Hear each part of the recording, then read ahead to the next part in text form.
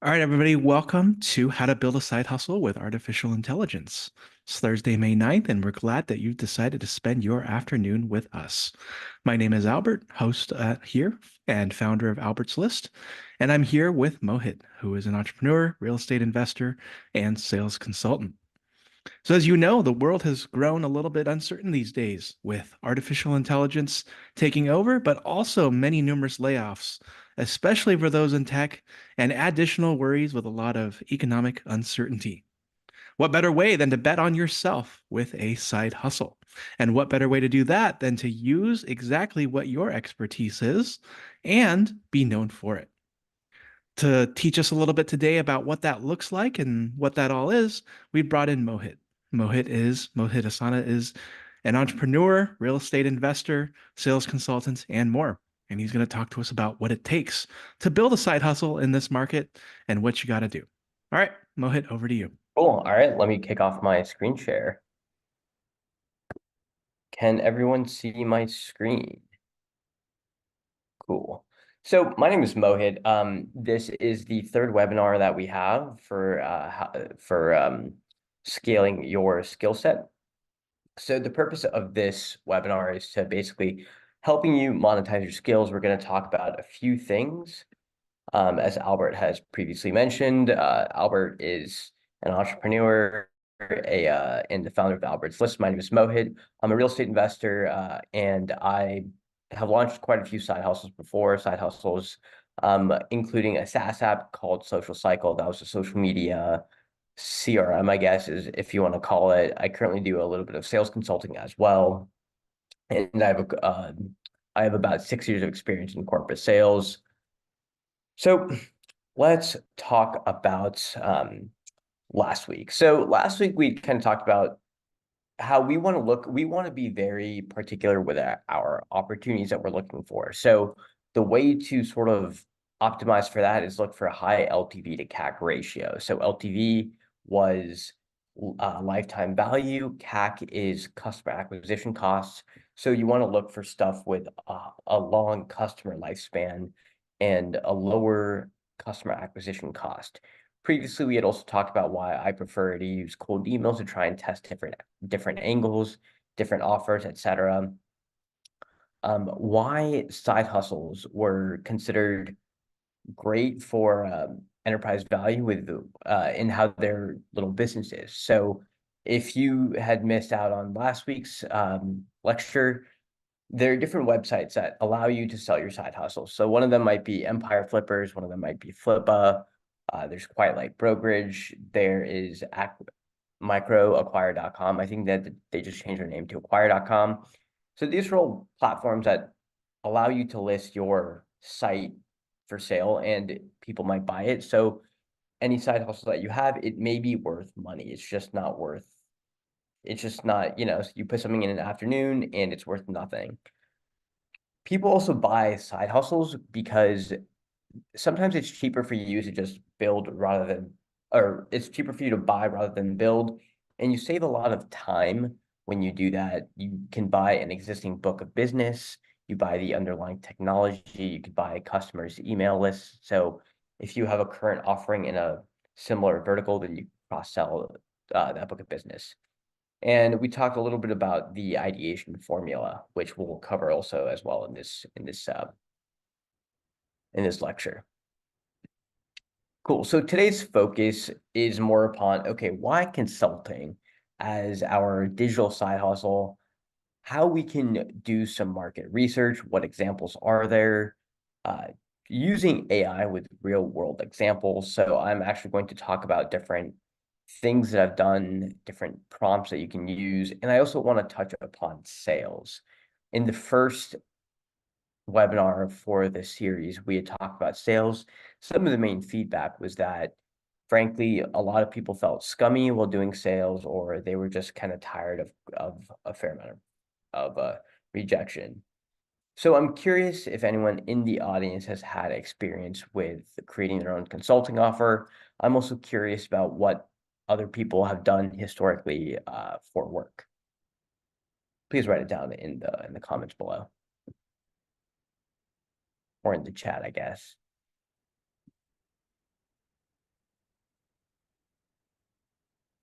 I'll give it about 30 seconds. I'm very curious to see what our audience is like and what sort of expertise they have.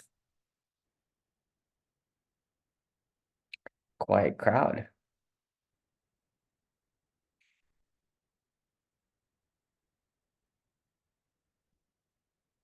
Marketing. Okay. Cool. Thank you, Albert, for sharing. Photography, some sales. Thank you, George. Cool. So we have a couple things. Previously, we had a lot of data scientists. We had some product marketers and product managers. So the reason why there's an emphasis on consulting is because everyone has talent. Construction management, fantastic. So construction management also probably means that you're very good with program management and you're very organized.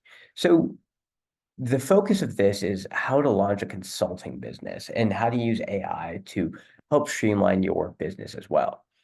You have a few skills that are valued in your W-2 job. Your W-2 is like the day-to-day job, and you're paid for a certain skill or for a certain task that the company helps you do. These skills are valued by other people, and what you can do is you can spin up an MVP. That's a minimal viable product, and you could start selling it to see if people bite. Consulting is a low risk way to test different offers. So the way that you can think about that is the way that you word something is what's called an offer or the deliverable, which means that you can use the same types of the same skill set, but sometimes the way that you word it and phrase it can result in different things, different interpretations of that. But the reason why we focus on consulting is it's simple. It's simply a service that you provide for other people. And then you're able to trade your time for money. And if you get enough market validation from your consulting offer, then you can find a way to onboard new people, maybe change it to a productized service where you can have design packages in bulk, for example. There's a company called Design Joy, which I believe is doing $1 million a year, and that's a productized. I think it's either UX design or it's UI design. It's some sort of designer firm that does $1 million per year in top line revenue, and it's just one guy with a bunch of freelancers. So it's very doable. But when you're evaluating your consulting offer, you have to think, what is your skill set? What industries hire for these consultants? How should I charge? What's my pricing strategy? How should I structure my services? Do I need licenses? All of these are great questions that you should ask when you're tailoring your consulting offer. The formula of testing your consulting offer is this. So I've kind of talked about this in the past. This is actually a graph that I made with ChatGPT. So everything needs to be a repeatable, scalable process. Yeah, Clive, it's called Design Joy. So everything is a repeatable process. So you have to first find an idea. What is your offer? Two is you have to define your ideal customer persona. What are they looking for? Where do they go? We'll talk a little bit about this later on in the presentation. We'll talk about market research, how to set up different landing pages, finding your first 5 to 10 customers, reiterating that messaging based on feedback. So if the marketplace doesn't agree with you, how can you change that?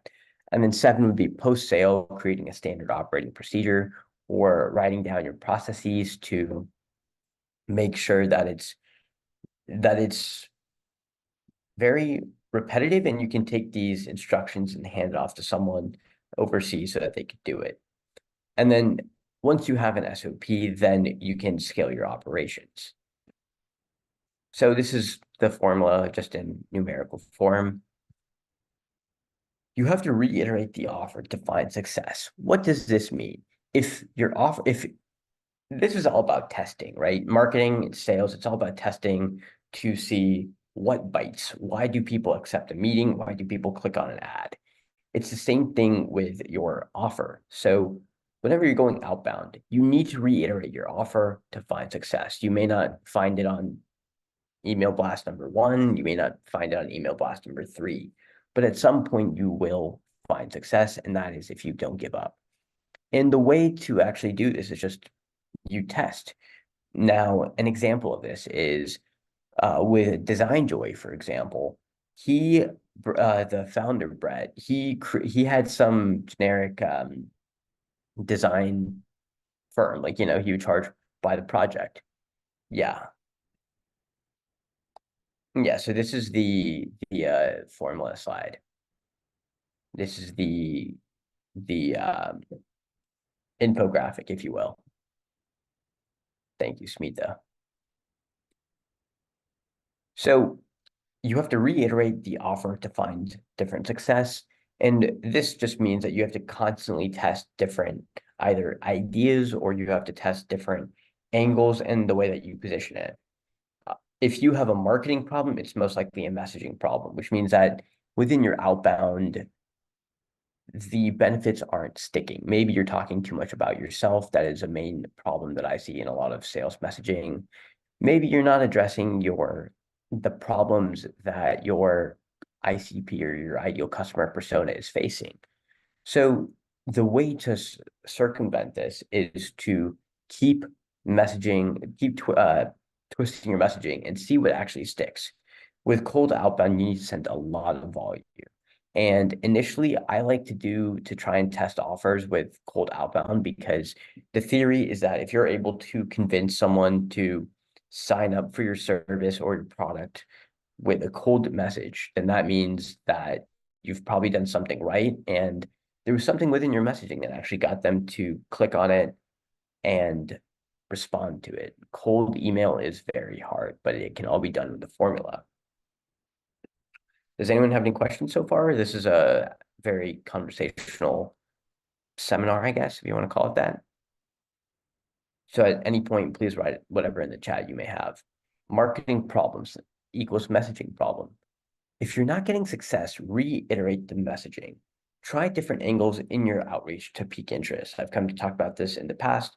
The big thing that I see in a lot of different companies is their messaging is all about me, me, me, me, me. It's not about me, it's about them. Talk about the benefits, talk about the value that you can bring to your possible customers. For example, okay, how the value is formulated in terms of 3 to 4 different ways. One of them is, how can you save someone time? How can you make or save them money? One of them is, okay, can you reduce their risk? Are cold calls still relevant to how they used to be, or is it more cold emails now? Cold emails they're a lot more prevalent. Cold calls still work. Just a lot of stuff it's tougher to penetrate people's inboxes. It's harder to get through to people. There's a big difference between value proposition and spamming. How do we breach the value proposition? That's a good question, Elma. So with providing value is subjective, but it's usually about one man's spam is another person's value. I've had a lot of people that have said, hey, this is spam, please unsubscribe me. And another person saying, hey, this is exactly what I needed. Thank you so much. So it all depends on how it's perceived by the person. But the main thing is you have to make sure that it's tailored and relevant to that particular person's needs. Otherwise, don't take cold outreach so personally. Once again, it's a huge volume play, and you just need to make sure that you just, fire up your email cannon, and hopefully a couple of people will get interested. If you keep getting the same thing of, hey, this is spam, please remove me, then that means that either your list is not completely relevant, your email copy needs a little bit more work, and it's either not relevant, not personalized, or it doesn't address the benefits for the solution, or they're just not the right people. So it's all about, if the shoe fits, then you need to find people who have the same shoe size. It's kind of like Cinderella in that aspect of it. So let's talk about market research. We've kind of talked about why consulting a little bit, and how to kind of test and the different offers. So use social media to validate a lot of different businesses. So I previously talked about, okay, how can you find a side hustle? Like, what makes a side hustle worth it? And one thing that you can do is look and use social media to validate, okay, are people selling their side hustles, whether it's a business, uh, and there are websites called Biz Buy Sell, Flippa, Empire Flippers, Quiet Like Brokerage that can give you some ideas for what different businesses are trading for. Trading for just means if there is a sort of equity multiple on their earnings before interest, taxes, depreciation, and amortization. So for example, for a services business, it might be 1x times revenue. For an e-commerce company, it could be 2x revenue, or for another service, it could be 3x EBITDA. It really depends on the sector, but using sites like BizBuySell and Flippa kind of help you figure out, okay, are people putting websites like yours or services like yours on the market? How much are they asking? Facebook ads library too. You could see what other people are offering. So Facebook has this thing called the ads library where you can see all of the other ads that are on Facebook, and you can search for different queries. You can see what exactly are people advertising for it, because if they're advertising, then that means that there's generally demand for it. And this is a good way to sort of figure out, okay, what benefits are people advertising for? Are their pages or their ads getting any engagement for it? Reddit is also a gold mine as well. You can find different subreddits where usually people in the subreddit are very involved. So people will talk about a problem that they may have. For example, in like r/golf, for example, you can talk about, hey, like a frequent thing might come up is, oh, my swing sucks. How can I help? How can I improve it? And if there's several posts like that, then you can say, hey, like there is actually an opportunity for me to become a swing coach, for example. If you have experience in golf, maybe you are a college athlete, I don't know. And then you can go and DM them and say, hey, I noticed that you were in the market for a swing coach. My name is blah, blah, blah. Here's my experience. But you can use Reddit for market validation within the subreddits. And a lot of the posts will talk about common pains that they may have. For example, with Mint.com, the personal finance app, that got acquired by Intuit a couple of years ago, and they just most recently shut it down. I was a big Mint guy. I love to track my money through Mint. I posted on social media about, hey, like what are some of the other alternatives in this space? And then I had many people that DM'd me with recommendations, and a couple people were saying, hey, I'm building a product kind of to be a stopgap for Mint. I'd be curious for your take. And then they DM me on Twitter and on Reddit. So Reddit's a great way to get insights into user data, into, what do people like? Why do people like stuff like that? Facebook groups are also another alternative to Reddit as well. You'll have like your first and last name, so you know what people are like, and you can search for a lot of different things on Facebook. And usually the people that post in these Facebook groups are quite dedicated, so you'll probably get really good insights into like what they actually care about. And then even Instagram pages too. Usually with social media, the details are in the comments, not just on the page itself. So if you can find some heavily engaged social media pages, Facebook groups, subreddits, anything like that, that look for social validation, then chances are you might have a sustainable business, whether it's a service or a product. I hope that this has helped. Please comment if it's helpful, what you guys want to talk about more too.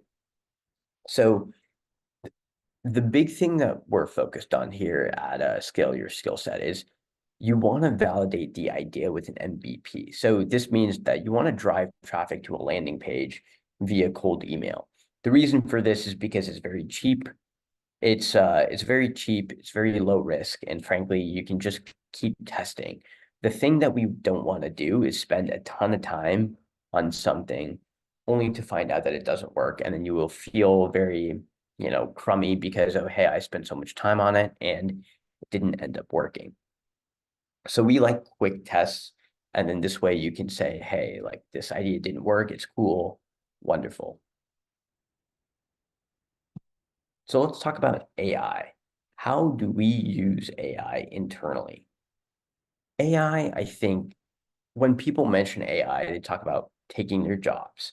I don't know if AI is at the point where it'll take our jobs just yet, but the way that I use it is that it augments a lot of my workflows and it makes me 10 times, 10 times as efficient.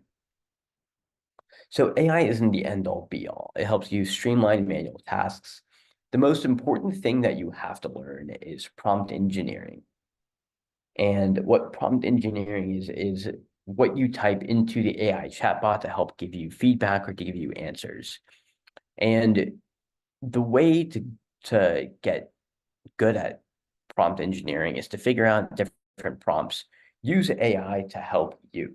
So one thing that I like to do is say, hey, hypothetically, if you are whatever occupation, here's the goal.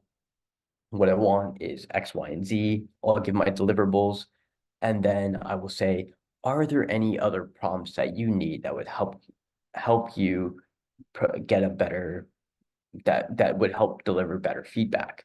And then it would give me a list of questions that I would need to answer so that it would get really good feedback.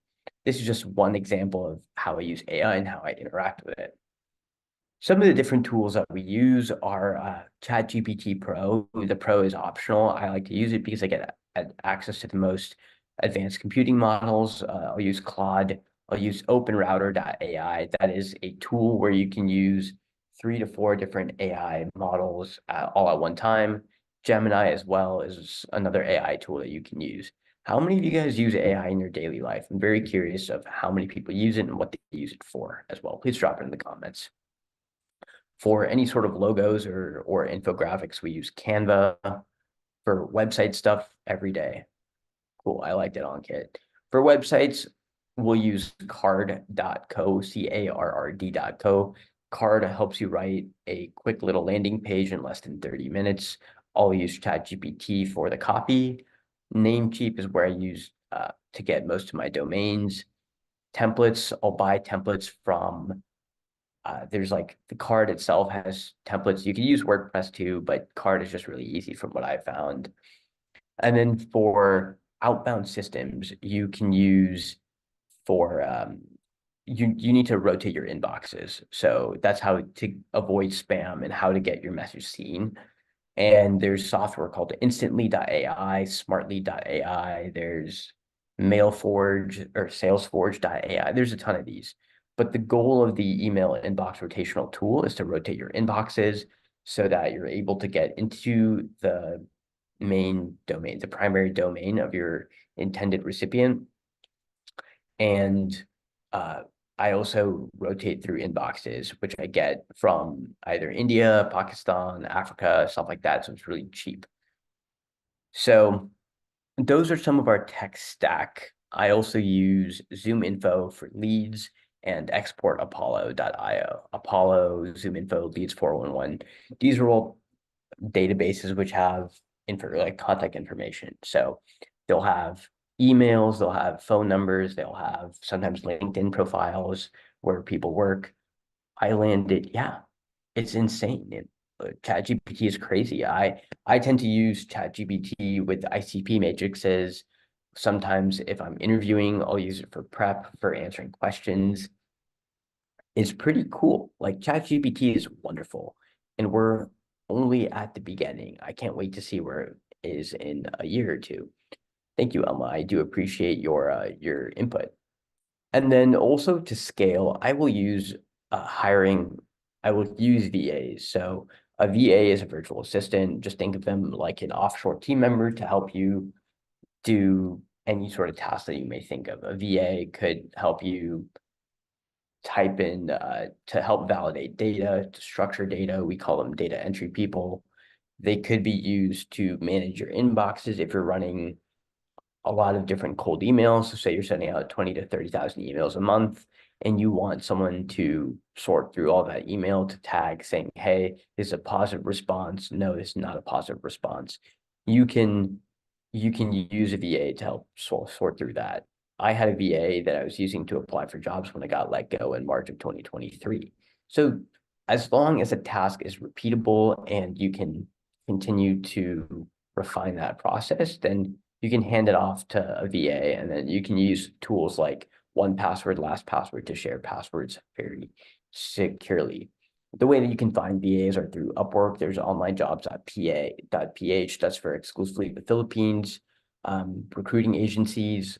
I have a friend who's from Lagos in Nigeria. I use him for all of my needs. So let's talk about what exactly do we use with AI. So a couple of things I like to do with AI are creating SOPs, standard operating processes for the VA, creating FAQs for the websites, email and ad copy so they can create headlines, they can create descriptions, they can come up with different ideas. You can even upload images and have them create different taglines based on that image. You can have them brainstorm for different ideas. You can even have data analytics if you upload a certain spreadsheet and say, hey, please make it very pretty and I want it to be in a graph like this. You might need to use a custom GPT for that. You can use AI to create client-facing docs, so like ebooks, guides, questionnaires, stuff like that. I would recommend using Claude, Claude, Claude.ai. I think for writing, Claude's a lot better than ChatGPT. ChatGPT sounds a little robotic. And then you can also use it to research clients, their problems, help create their pitches. In the past, I had created I had a hypothetical meeting with someone like a public company when I was a sales rep, and I'd used AI to create that pitch. I uploaded their 10Q or 10K, their yearly or quarterly document, and they were able to figure out, hey, here's what the company is focused on. You can also use perplexity.ai to come up with that as well. You can also create a competitor analysis too of like, okay, well, please name the competitors in my field of X, for example. Like if I'm selling survey software, perplexity.ai, what are the main competitors for SurveyMonkey or Typeform, for example, and it'll have a bunch of different lists. And then you can also use it to create an ICP matrix as well. And you can even use it to help create like email copy if you're outbound as well.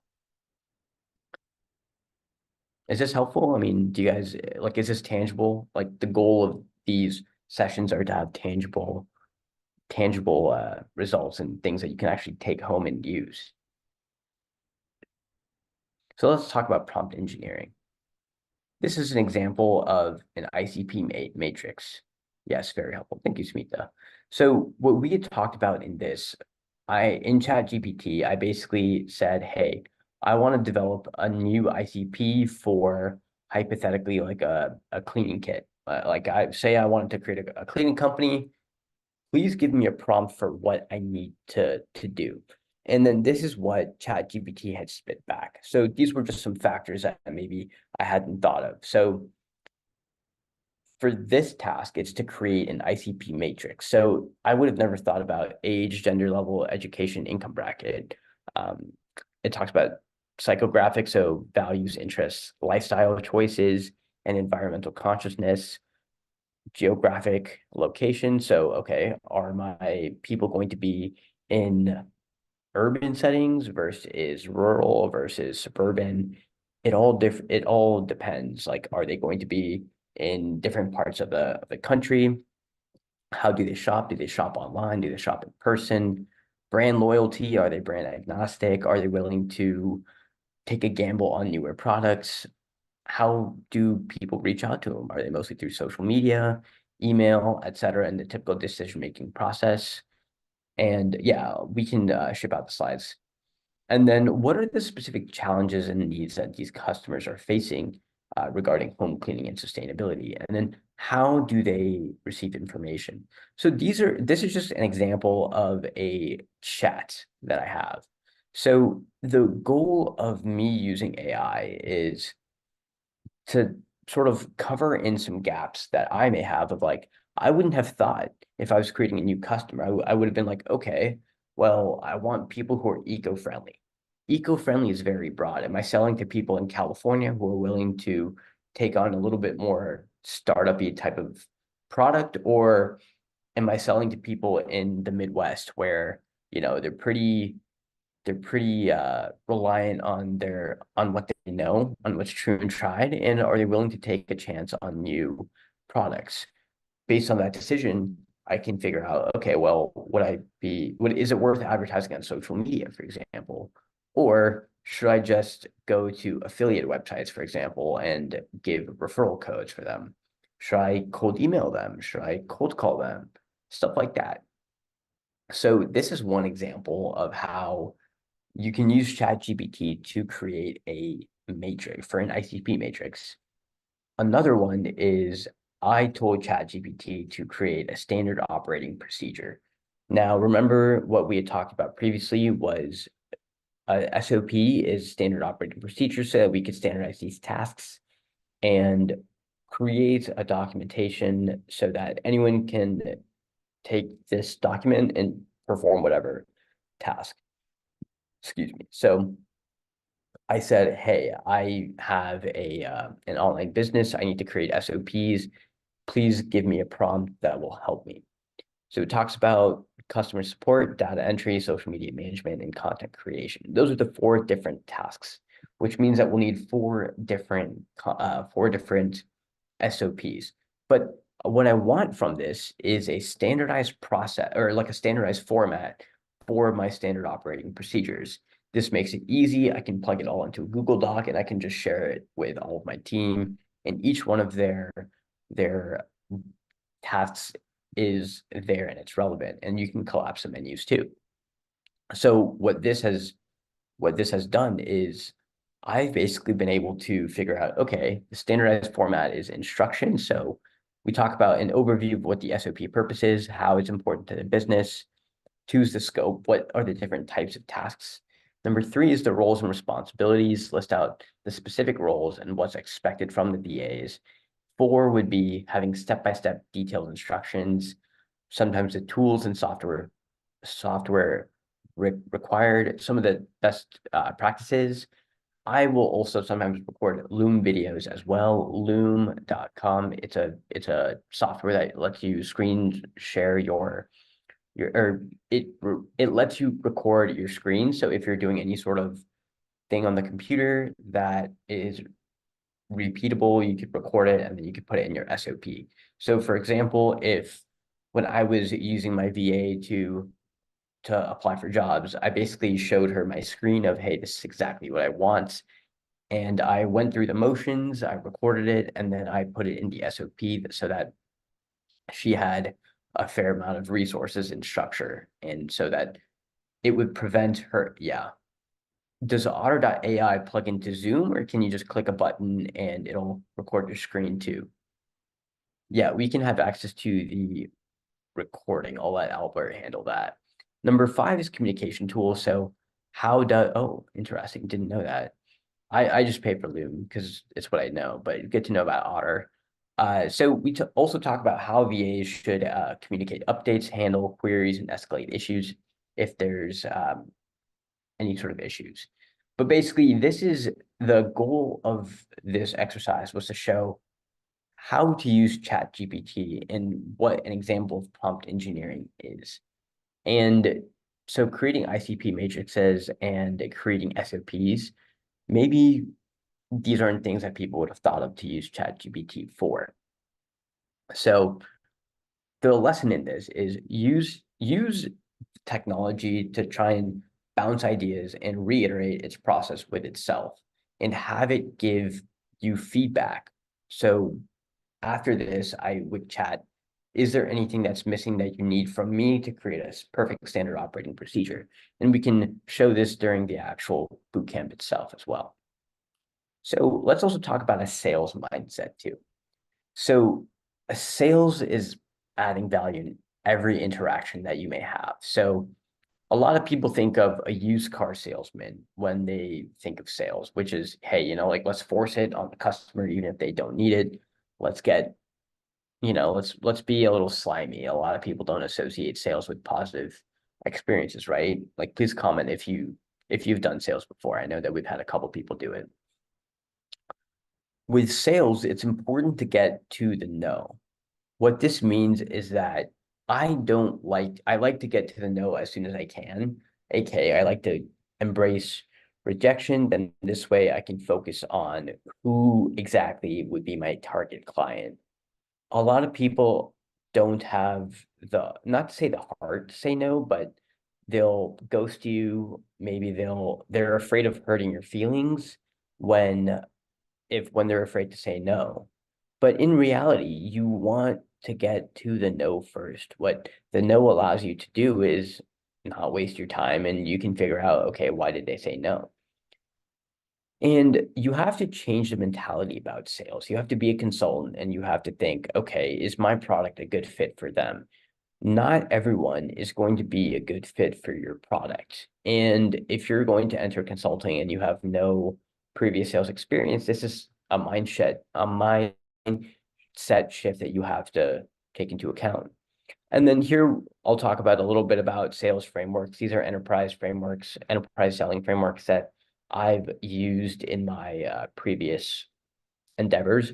So there's called Sandler selling. It's about getting to why and trying to figure out, okay, what's the like why are we having this meeting? What's the emotional ties behind it? Or is someone frustrated? Is someone a little disappointed with their current process? Stuff like that. Spin selling is about handling objections. Challenger sales is more about challenging the status quo of what a company or what someone is doing right now and perhaps how there might be a better way. And then MEDDIC is a sales framework that talks about the metrics, economic buyer, decision-making process, decision criteria. So like, okay, how is someone going to make a decision? Impact, what kind of impact is this having on their business or on their process? Who is your champion? So who internally is going to advocate for you? And what sort of competition are you facing? So the sales frameworks, these are mostly B2B, but I think that there's always some sort of value that you can take in the art of persuasion. Has this been helpful so far? Please write yes if it has been. So this is a funny meme that I saw that I related a fair amount to. So you want to look for the no. You don't want to, if you're always looking for that one yes, then you're going to be waiting a long time because sales is a very tough business. The way that you have to succeed is you have to have a lot of perseverance to get to the no. You're going to hear no all over again. And the way to actually do that is to change your mindset. I mean, if you're going to ever start your own company, the number one skill you need to have is sales. Whether you like it or not, whether if you're an engineer, whether you're like, I don't want to call it back office, but whether you're like product focused, you still have to start selling. You have to develop a sales mindset because it's very hard. It's like throughout my career, I've been faced with a lot of different no's. I've probably made 30 or 40,000 cold calls in my life. If that, well, I make about 50 calls per day times 5. So I make about 1,000 per month with a current contract that I have. So cold calls they're all about rejection. When was the last time that you accepted something from a cold call? If you can do it, then you're pretty good at it. And that's a valuable skill to have. But the main point of this is you have to grin, you have to take it to the next level, and you have to be ready for the next lead. Sometimes if you're not feeling like cold calling, one thing that I've done is I just fake a smile for like 30 seconds, and then it helps me get into the mood. Cold calling is not necessarily required, but it depends on your offer. You sometimes may have a lot higher success rate with cold calls. You could also outsource it as well, but results may vary. And the way that I like to work is you should cold call first, or you should try and test the different objections that you might get so that you know how to handle it, create it all in a doc, and then this way you have training documents. And so I want to talk about the fortune being in the follow-up. sometimes people who don't really sell are going to feel a little dejected. Okay, you spent a lot of time with creating the perfect email, and then all of a sudden, boom, nothing, crickets. So the fortune is in the follow-up. Don't be afraid to send email or send a reminder after a reminder, but always add value too. For example, adding value is being like, hey, I saw this, is sending a prospect, a relevant article that you saw saying, hey, thought of you. Well, but a lot of times people are busy. Maybe they think that your service is really good. And the way that I've been taught is to have a binary decision tree, either yes or no, unsubscribe, leave me alone, not at this time. And the follow-up is the way that we can achieve this. All right, so let's talk about, do you actually want to create a consulting business? Has the information in this webinar been very helpful? Like, how many of you guys actually want to go through and you guys have an idea for a consulting business that you guys want to make? Please comment.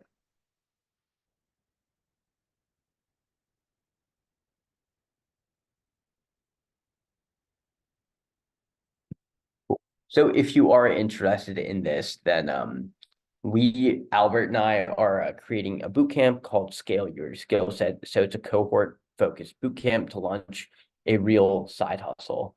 And why do you join? Online meditation and conflict coaching. That's amazing.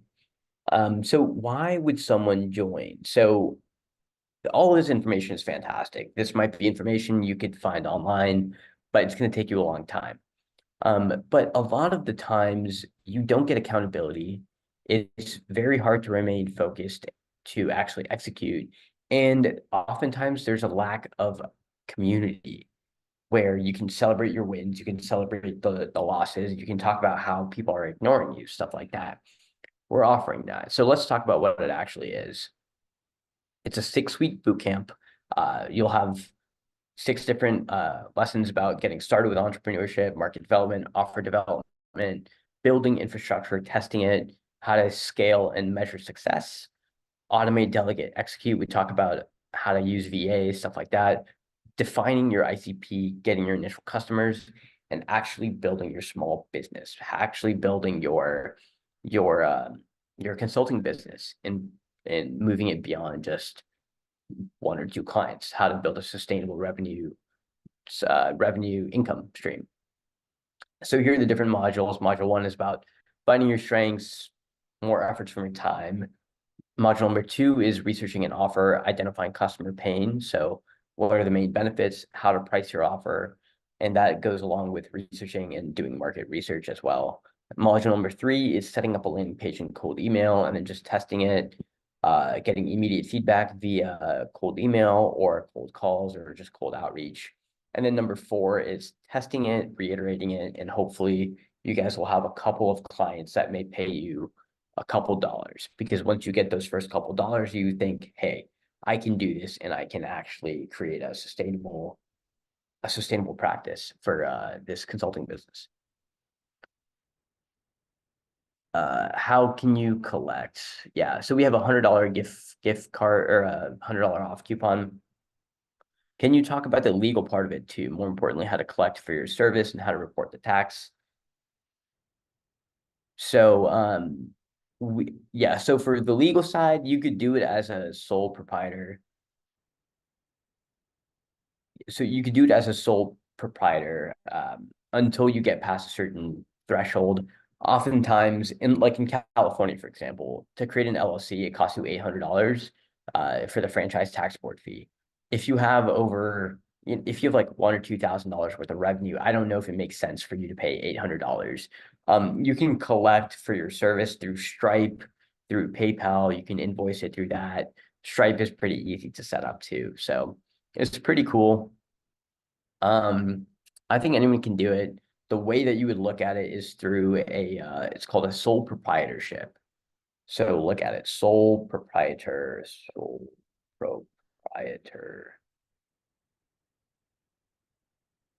Cool. So let's talk about pricing. Special pricing just for you. Albert had said $347. Why you? So if the right people if anyone that's watching this, if this would be a good fit for you, if you're dedicated to creating a side income stream, you want hands-on training and you want accountability, and you have a skill set that's commercially viable, and you're ready to put in work and accountability and community. So this is one thing. We have, I think, $297 webinar pricing for the time being. Albert, I think, please correct me if I'm wrong, but this is webinar pricing only. So we have $297 webinar pricing, $347 early bird pricing, and $447 of regular pricing. So yeah. So after this webinar, I think you'll get about till midnight for the webinar pricing. After that, the pricing goes up. The whole point of this is if you want community accountability and you actually want to create something. People might argue, hey, I can just learn all this stuff myself, but if you had already learned all this stuff yourself, you probably wouldn't have been on this boot camp, or you wouldn't have been on these webinars as well. So what's included, you get 6 1-hour Zoom sessions, you get a cohort group chat, so that's the community building aspect of it. You'll get launching your own offer, office hours, you'll get access to VA networks at lower prices. I have access to, my friend has a talent agency in Nigeria, they have great talent, and you'll get, like he does, his fee is just 20% versus 10, and you get direct, you pay at cost. And then I'm also launching nextdayunderwriting.com. It's a done with you offer for real estate underwriting. And you also get templates for SOPs, FAQs, prompt engineering, stuff like that. So yeah, it's $200 off. So it's a good, it's a good value. So act now. Once again, this is only going to go on until midnight. It is currently 4 o'clock. So I highly encourage you guys to take action on it. So I'm going to open up the floor for questions. We have about 6 minutes, like about 5 minutes or so. We'll leave for questions.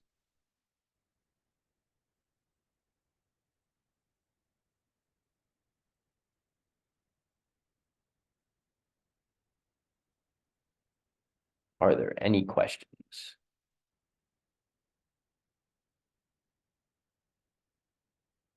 Scholarships? I don't think we have any plan right now.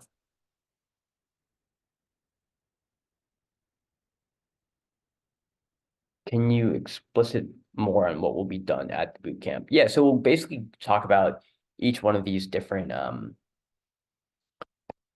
So we'll talk about what exactly is there. So these are the 4 different modules. We have PowerPoints that are created. We'll go through exactly what to look for. So for example, like finding your strength to sell, we'll have people do exercises, and then we'll go through like, oh, what are commercial viable skills and how can you create income from it? And then 2 is like, okay, you have an offer. We'll talk about what are the unique identifiers. What were the lead gen tools that I mentioned? I'll get to that. In the second modules, we'll talk about, okay, here's how to do research themselves. And we'll actually go through like a couple different subreddits, different Facebook groups, and show you in real time what it's like. The lead gen tools that I had mentioned were Apollo.io and Zoom Info and Leads 411. These are some tools that you can use to scrape for emails, for phone numbers, for job titles, and basically just scrape maybe like 1,000 contacts and stuff like that. Yes, Gerardo.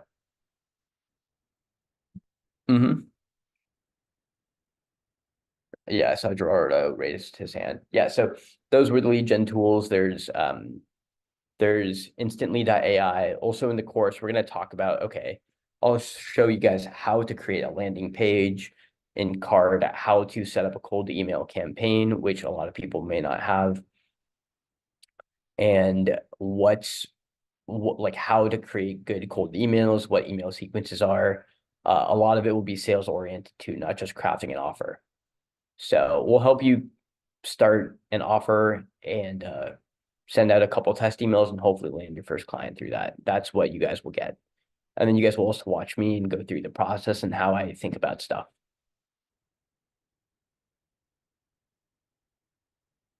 Cool. Yes, Gerardo. Please write your comment in the chat so that we can answer it.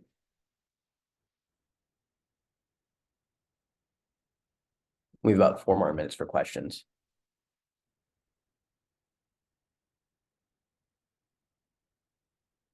Yeah, and we with the goal of this is to have you guys succeed. We don't want you guys to like feel like your money is wasted. The whole point of this is for you guys to have an offer that's done.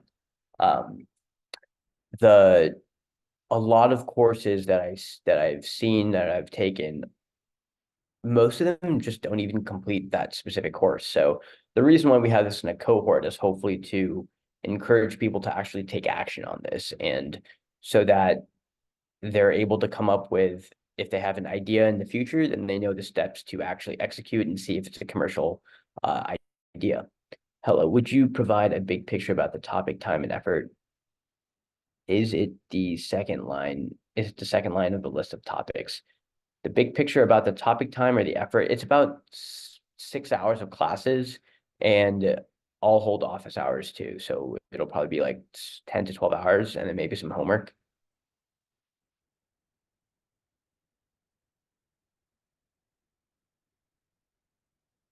Cool. We've got 3 minutes left. Any other questions? Yeah, so basically it's the hour for the 6 sessions to an hour and a half, so that's anywhere between 6 to 9 hours, plus an hour of office hours, so that's another probably 6 hours, which comes out to about 15 hours of coursework. And then all the effort that you want to put in between is really up to you. Um, and so, yeah. And you're like, frankly, a lot of people want to dream about entrepreneurship, and it's not that complicated. Once we kind of show you, like I've talked about what's behind that curtain, what will you learn in the second class? So you'll basically learn like, all right, here are what my skill sets are. If I'm hired, for example, if I have an idea to I had an idea to create a job application service, and I got a couple customers for it. I basically posted on Facebook about it, but I created a landing page, and then I started sending out cold emails, and I posted about it on social media. I ended up growing it to a couple $100 in MRR, but that was a quick little experiment. So it's basically talking about that, and then I'll also be going through and sharing an idea that I have right now for an underwriting service for a real estate company. So you guys will kind of not just hear me talk about it, but see me do it, and then we'll have progress as well. Cool. We got 1 more minute for questions. 1 more minute. Yep. So if your hands are raised, by the way, note this is a webinar, so feel free to type in your question. It could take a minute to a couple more minutes just to hear what everyone has to say, especially if you're interested in what we have going forward. Mm-hmm. So, I mean, like, once again, this boot camp is for you if you guys have ideas of if you guys have like a skill that you guys want to commercialize and try and get some paying clients for being a consultant or something like that. You guys can also try Upwork.com if you guys don't want to go outbound as well. Upwork is like a great place for that. I'm glad that you found it helpful, Smita. I hope to see you at the webinar. Feel free to connect with me on LinkedIn as well, to stay in touch. Cool. Yeah. 4:55. All right. I think we'll wrap up now. I hope that you guys have enjoyed this webinar. Albert, do you have any final thoughts? Any comments? No, but I appreciate all of you for taking your time to join us today. We'll be following up on this webinar with a recording as well as the discount code that is available through midnight tomorrow morning. And so thank you so much. We'll look forward to working on your next side hustle with you, and we'll see you again really soon. Thanks so much. Bye. Cool. Yeah. Bye.